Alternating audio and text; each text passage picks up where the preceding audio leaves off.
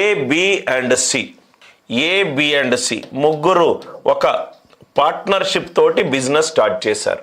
At the end of every quarter అంటే 1/4 1/4 of 12 అంటే 3 months.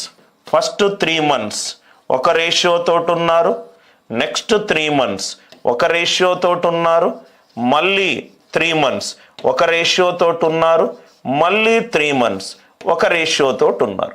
Sir ఎందుకు సార్ 3 నెలలు వచ్చాయనంటే at the end of every quarter అంటే 1/4 ఇంటూ 12. ప్రతి 4 నెలలకు వాళ్ళ రేషియో చేంజ్ అవుతుంది.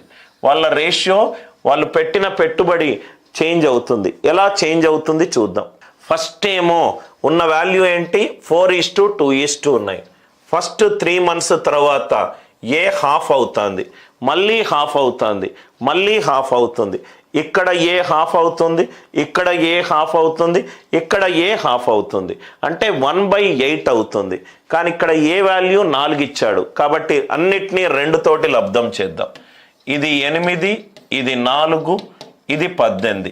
సార్ ఎందుకు సార్ దీన్ని 2 తోటి లబ్ధం చేశారంటే మీకు సింప్లిఫికేషన్ ఈజీ అవుతుంది. ఎలా ఈజీ అవుతుంది? ఫస్ట్ 3 నెలలకు వాళ్ళు పెట్టిన పెట్టుబడే ఉంది, 3 నెలల తర్వాత చేంజ్ అవుతుంది. ఎలా చేంజ్ అవుతుంది? ఏ వాడి పెట్టుబడి హాఫ్ చేస్తున్నాడు, హాఫ్ ఆఫ్ 8 ఎంత 4. బి ఏం చేస్తున్నాడు? డబల్ చేస్తున్నాడు, 4 కాస్త 8 చేస్తున్నాడు.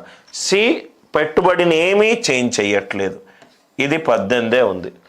మళ్ళీ 3 నెలల తర్వాత దీన్ని ఏ హాఫ్ చేస్తున్నాడు, 4లో హాఫ్ ఎంత 2.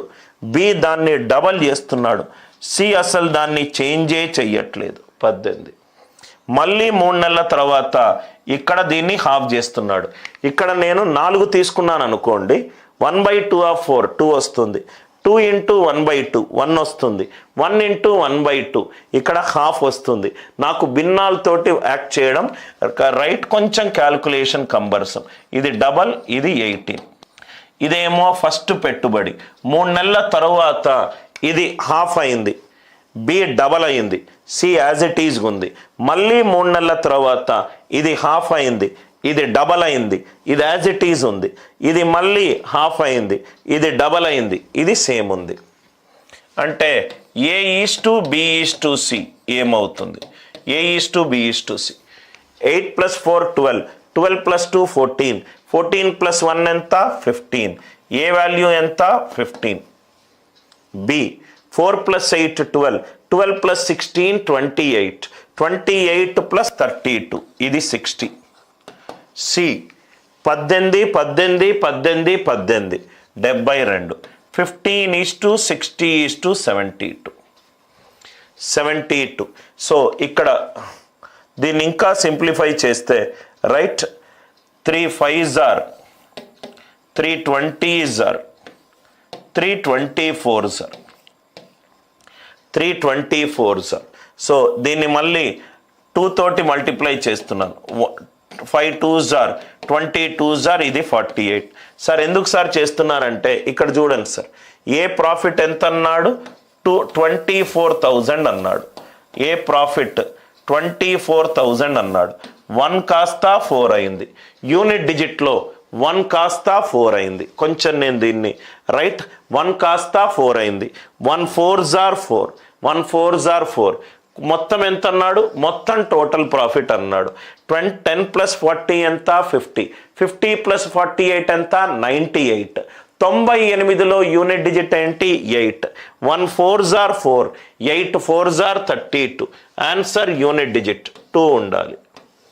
ఆన్సర్ యూనిట్ డిజిట్ 2 ఉండాలి. అందరికీ లాజిక్ అర్థమైంది కదా సార్? టోటల్ ప్రాఫిట్ కాబట్టి 8 + 4 12, 12 + 2 14, 14 + 1 15. ఇది 15, ఇది 60, ఇది 72. 15 యూనిట్ డిజిట్ 5 తోటి కాకుండా మిగతాది అయితే ఈజీ అయిపోతుంది. దీన్ని 3 5ల 3 20ల 3 24ల 5 2ల 20 2ల 24 2ల. ఇక్కడ యూనిట్ డిజిట్ ఎంత ఉంది 1.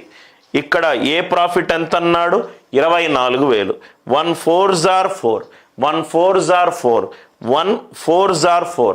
ఆన్సర్ని దేంతో right most non zero digit దేంతోటి మల్టిప్లై చేయాలి? 4 తోటి మల్టిప్లై చేయాలి. 40 + 10 50. 50 + 48 ఎంత?